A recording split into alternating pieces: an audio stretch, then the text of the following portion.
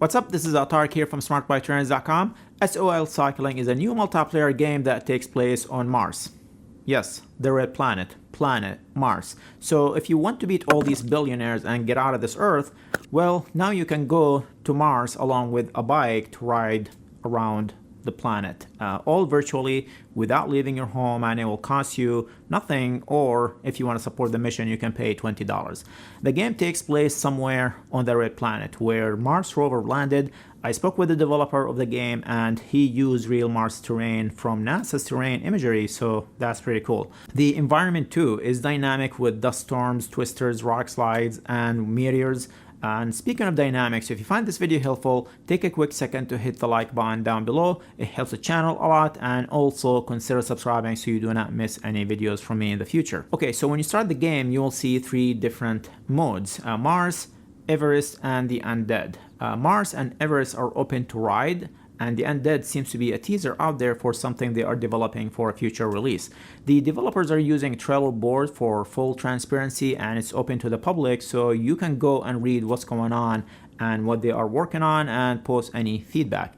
Okay, let's go to Mars and we'll talk about Everest in a bit. The first thing you want to do is pair your bike trainer. The game uses Bluetooth, FTMS, and ANT plus FEC protocols, so it should work with most trainers. If you do not have a smart trainer, no problem. You can use a power meter with a dumb trainer. If you do not have a power meter, you can use a heart rate monitor only, or speed and cadence sensors. In short, it works pretty much with everything as long as you have some kind of a bike and a trainer or even rollers. There are three types of modes in the game: a story mode, free ride, and race mode. In story mode, you get different missions. The goal of each mission is to deliver something somewhere under a certain amount of time. The stories are very basic and light at this time, and I did not find them to be engaging, suspenseful, or interesting in any way. So that's something they definitely need to work on as they develop the game. And speaking of the developer, they do admit that the story mode is not complete yet and it's nowhere where they want it to be, and they plan on giving it a big boost in the future in future releases. As you do these missions, you might get attacked by aliens or some Martian looking creatures.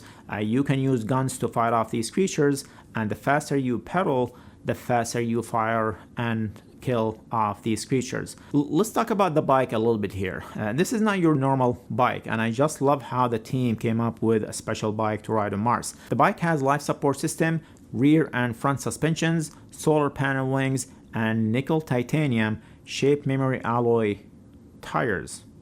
How sweet is that? Aero doesn't really matter on Mars because your watts there will go a long way. So when you start the game, you have two gravity options. You can use Mars gravity, which is fun and cool, and why not? You're up there on Mars. Your watts per kilogram there will translate to watts per kilograms on Mars, so you'll be much faster over there. Or you can just use Earth gravity and be super slow and boring, and why would you want to do that? Next is free mode, and it is just that. You just free ride around the planet with no goal or mission. Then you have race mode, which was hard to try because I was the only person racing, but race mode was developed when Xtry approached the SOL team to host an extreme race event on Mars. So even though this game is a multiplayer game, meaning other players can log in and ride with you at the same time, just like in Zwift, you still need to have more than one player or one rider to enjoy the game, and that's going to be tough for them and their biggest challenge. Just like all other cycling apps out there, there is Zwift, and then you have everyone else, and they're all competing with Zwift, and it's not going to be easy for anyone coming into this market. Okay, back to Earth, and if you are not into riding on a different planet and prefer the Earth terrain, you have Everest, which in my opinion is interesting. So using the same bike, you are dropped off about 1,000 feet below base camp, and this route follows the actual hiking trail to base camp. And using satellite imageries, they recreated the whole climb all the way to the summit. This is a new addition they just added not long ago. I did not ride the whole thing yet, but this one is really interesting. You don't have to ride the whole thing all in one shot. SOL does allow you to do that if you are into that kind of thing, but you can stop and come back another day and pick up where you left off. You can even save your ride and upload it to Strava to impress all your Strava friends and show them that you're riding around Everest. You can also upload your Mars rides to Strava, and it will show you were in Suriname, which is a tiny little country in South America, and apparently the area resembles Mars terrain the most.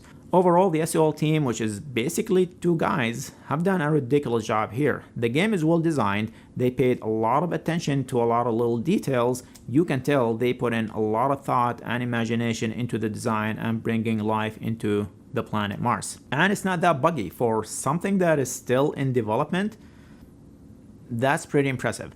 I found the pairing screen to be a little confusing and slow to operate. Some options are hidden and hard to find, like trainer resistance options. Also, the user interface on Mars can be a bit confusing and overwhelming at points, like all these different icons floating around can be confusing and not sure what to do with them. I wasn't particularly a fan of shooting aliens or bugs.